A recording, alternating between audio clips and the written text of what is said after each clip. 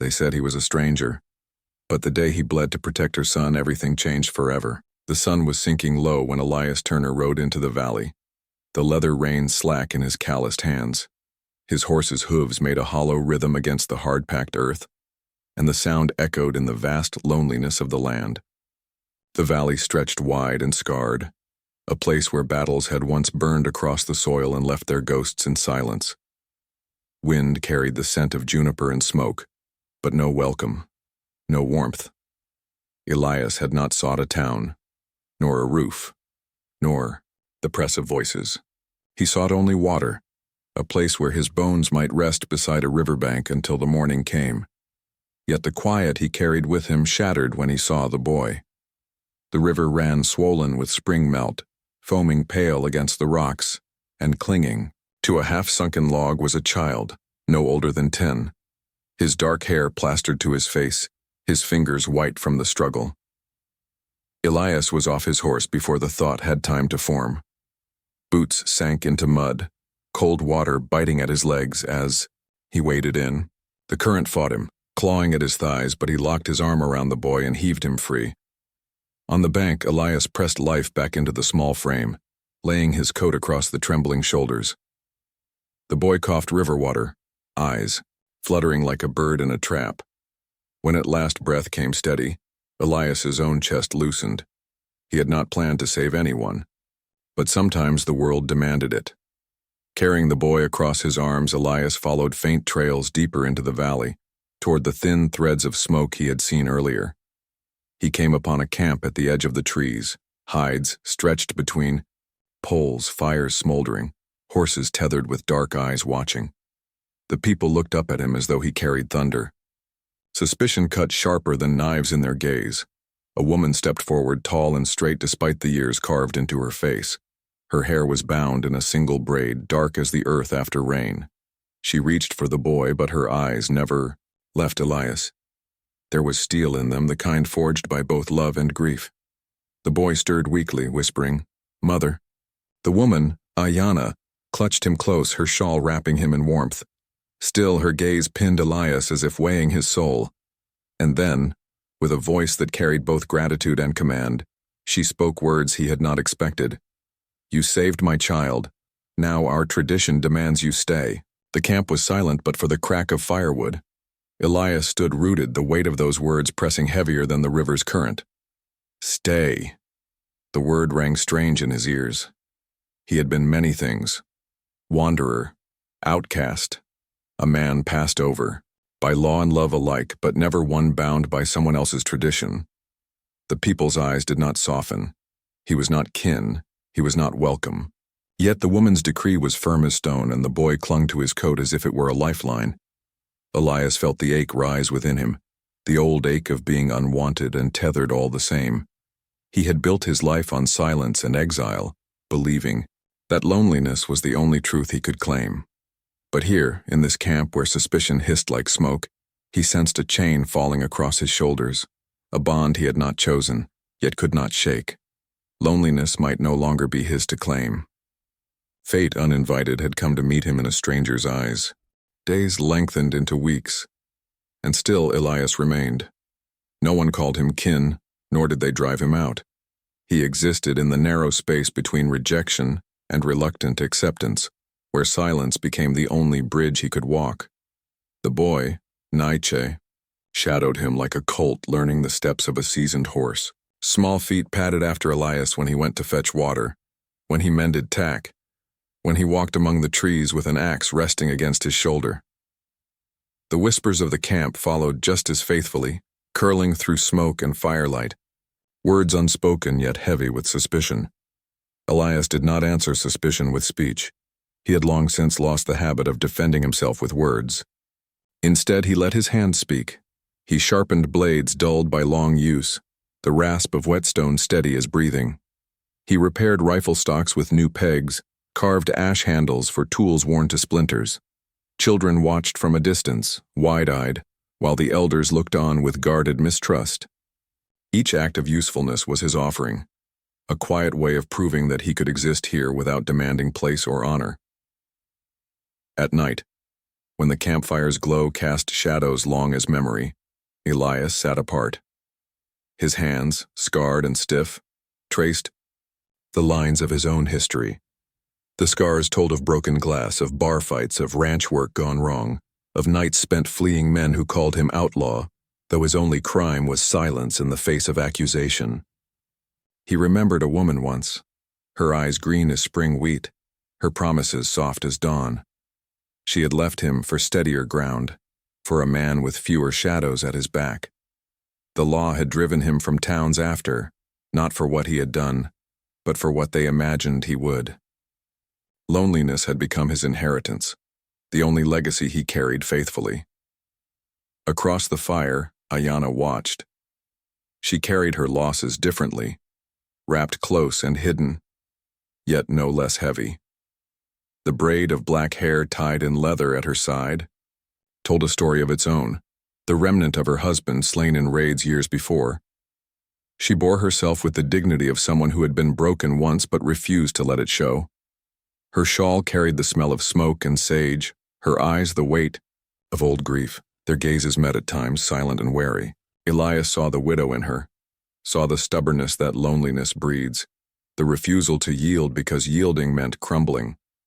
Ayanna, in turn, saw the way he sharpened his knife too long, the scrape of steel against stone carrying not just patience but the grinding down of memories too sharp to keep. They did not speak of it. Words between them were few, only what was needed. Yet in the silence hung something deeper, a recognition. Two lives marked by abandonment, two souls weathered by widowhood and rejection. They did not draw closer, but the space between them shifted. The shadows revealed more than suspicion.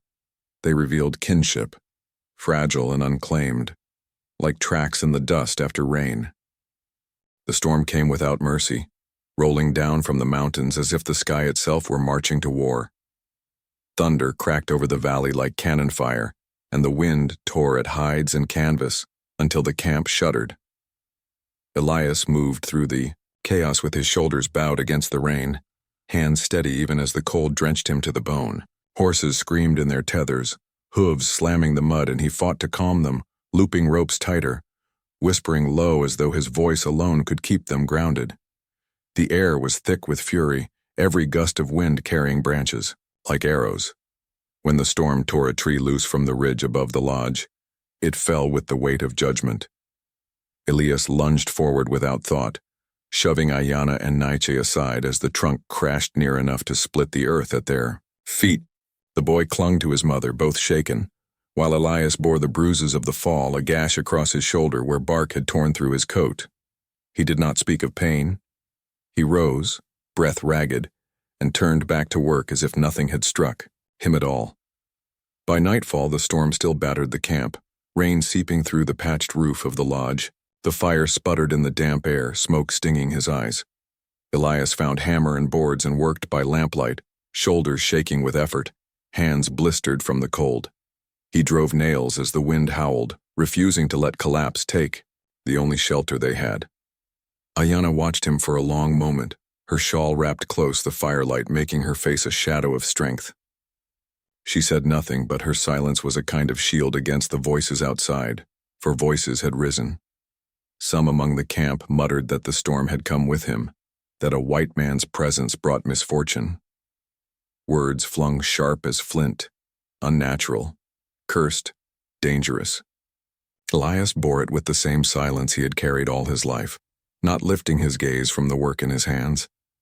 But then Nietzsche stepped forward, small voice cutting through the clamor. He saved me twice. The words stilled the camp, not because they erased suspicion, but because innocence carried truth where argument could not. Ayanna's silence afterward weighed heavier than all the accusations. She did not rebuke the boy, nor did she deny him. And in that silence, Elias found more protection than he had known in years. When at last the storm weakened, the rain softened to mist, dripping steady from the eaves. The camp settled into uneasy quiet, sleep broken by wind. Elias sat apart, by the fire soaked through, his coat still heavy with water, his body aching with the memory of the tree's blow, his breath fogged in the chill, and the flames offered little warmth. Then he felt it, the faint shift of presence beside him. Ayanna stepped from the shadows, her hands holding a tin cup. Without words, she placed it near him. Coffee, bitter, and black, steam rising against the cold. Elias lifted it, surprised by the gesture, and drank. The warmth spread slow through his chest, chasing away the storm's chill in a way the fire could not. He glanced at her, but she had already turned back to the shadows, her shawl trailing like smoke. No words passed. None were needed. The coffee was more than a drink. It was the first thread of something unspoken, fragile as dawn after a night of thunder. For the first time in years, Elias felt warmth not from flame, but from another soul's quiet acknowledgement. And he knew then that survival was no longer his alone. Winter crept down from the mountains sooner than anyone expected. Frost etched itself across the riverbank, and the valley lay hushed beneath the first snowfall. Smoke from the lodge curled into the pale sky, carrying with it the scent of cedar and damp hides. Inside, silence ruled as firmly as any chief. Elias sat near the lamplight with tools spread before him, mending a rifle whose stock had split. Each careful stroke of his knife, each tap of the hammer, seemed louder for the quiet that pressed in on all sides. Across the room, Ayanna spun thread by the fire, her hand steady though her eyes flickered now and then toward him. Between them stretched air thick with questions neither dared to voice. Was he their protector, forced upon them by chance? Their prisoner, bound by tradition he had not chosen? Or something else altogether? Something neither of them yet understood. Nights deepened, and the snow grew heavier.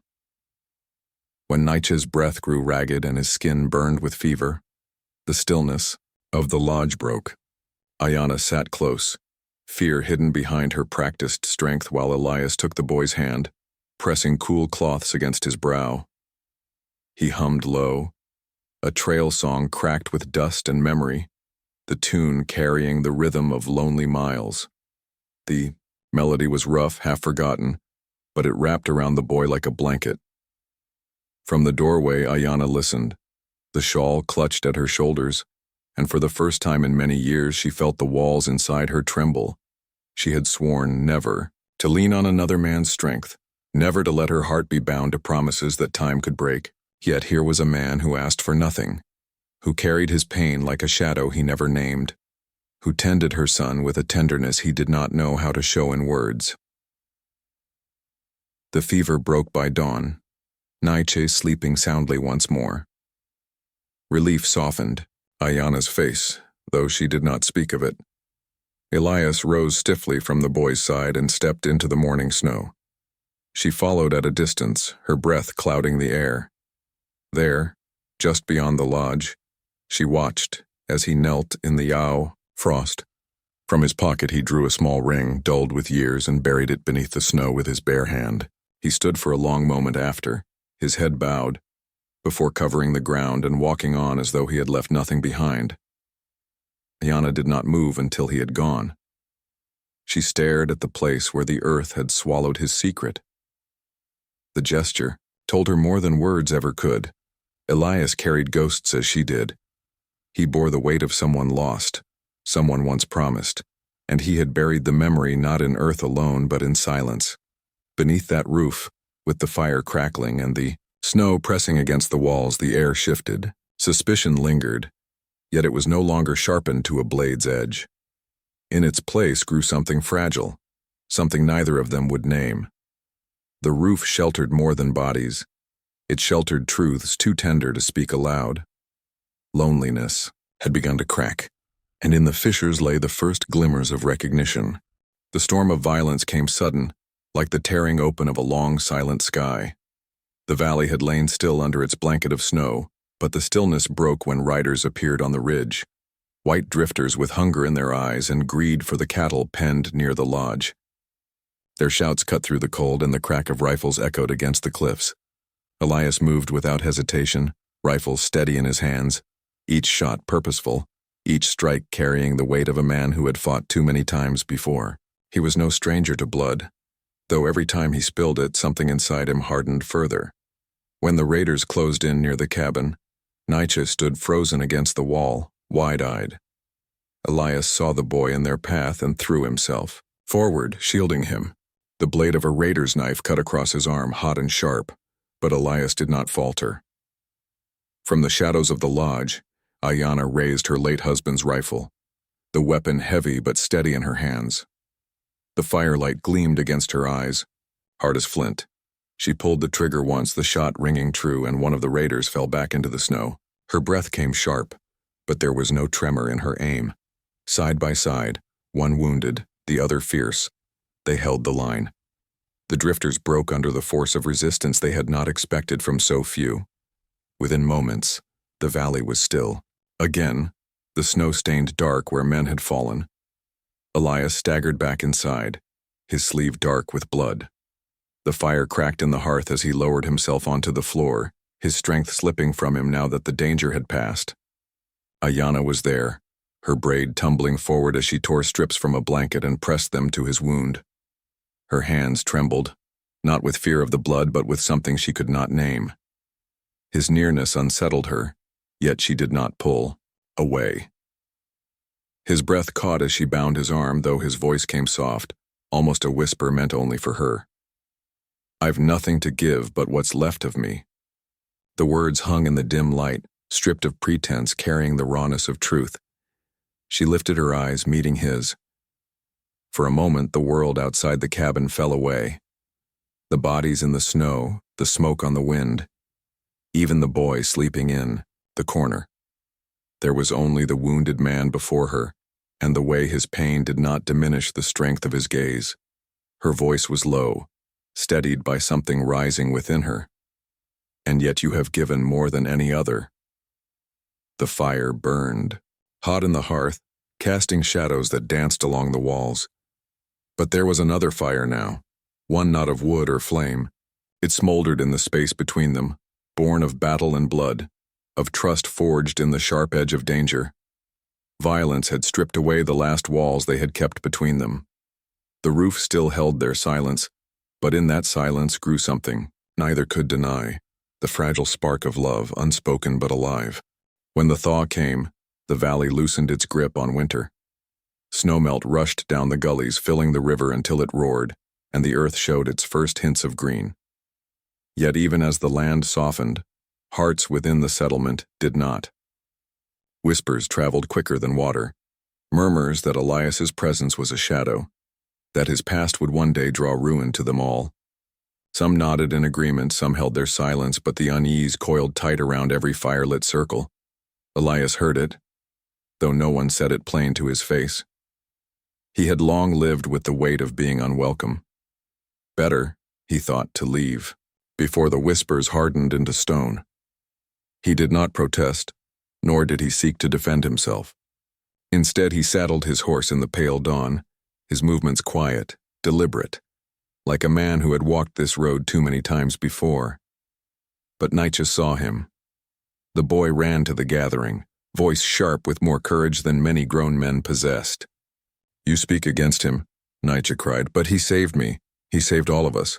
When danger came, it was his blood on the snow, not yours." His voice cracked but did not falter, the truth of it hanging in the air heavier than any elder's decree. Silence followed. The boy's words struck deeper than arrows, for they came not from anger, but from love. Still, Elias did not turn back. He tightened the cinch on his saddle, hands stiff, jaw clenched.